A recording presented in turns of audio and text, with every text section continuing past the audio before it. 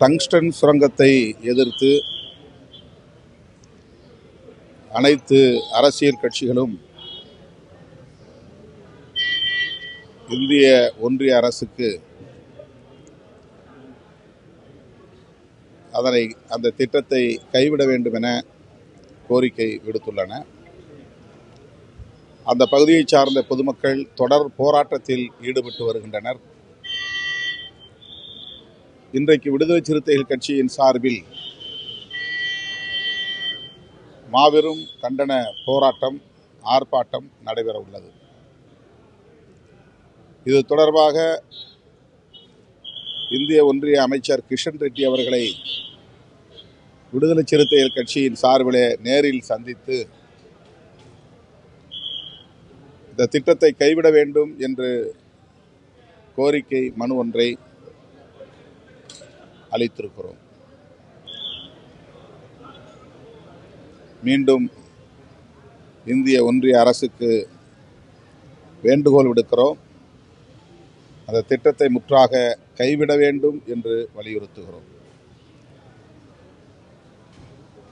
பல்கலைக்கழக மானியக் குழு அண்மையில் வெளியிட்டிருக்கிற புதிய விதிகள் மாநில உரிமைகளை பறிப்பவையாக உள்ளன.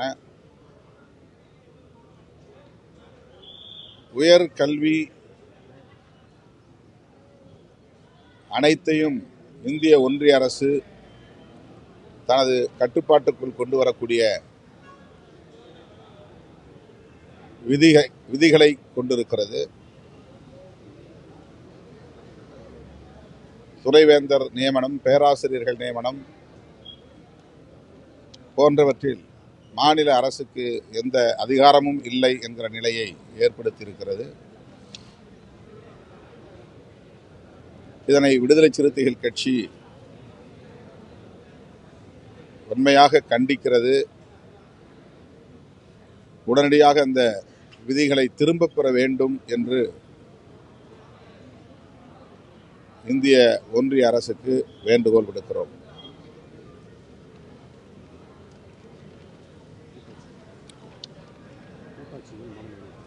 மேலும்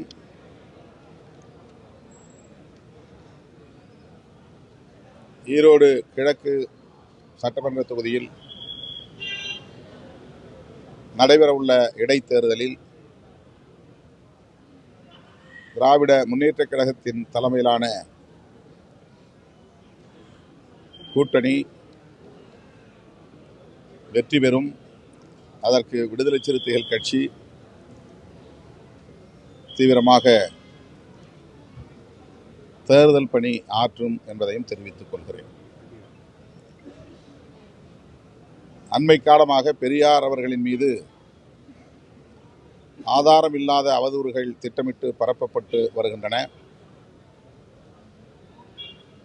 நீண்ட காலமாகவே சங் பரிவார்கள் இந்த சதி வேலைகளை செய்து வருகிற சூழலில்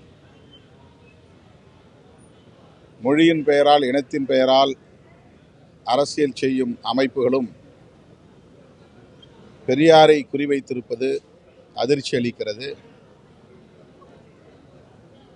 சீமானவர்களின் பேச்சு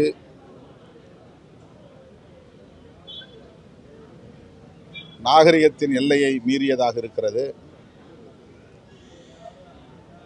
குதர்க்கவாதமாகவும் இருக்கிறது. அவர் பேசுகிற அரசியலுக்கு அது எதிராக போய் முடியும்.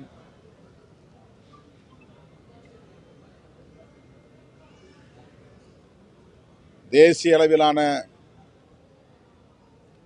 மதவழி தேசியம், இந்திய அளவில் பேசப்படுகிற மதவழி தேசியம்,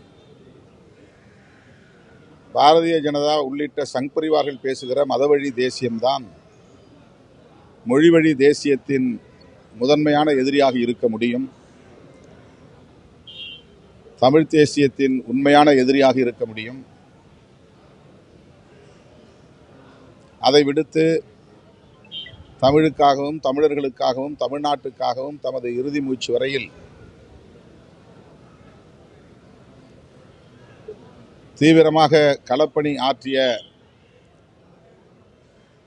தமிழ்நாட்டு மக்களின் பெருமதிப்புக்குரிய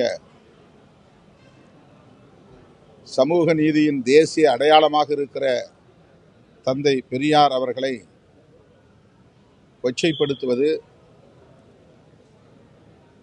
ஏற்புடையதல்ல.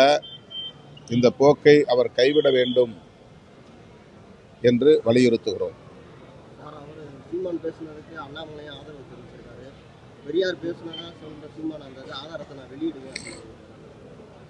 அண்ணாமலை ஆதரிக்கிறார் என்றால் அதிலிருந்து அவர் பேசுகிற அரசியல் எத்தகையது என்பதை சீமானவர்களே புரிந்து கொள்ள வேண்டும்.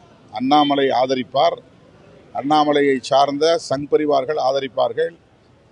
அந்த அரசியலைத்தான் இவர் பேசுகிறாரா என்பதை இவரே சுய விமர்சனம் செய்து கொள்ள வேண்டும்.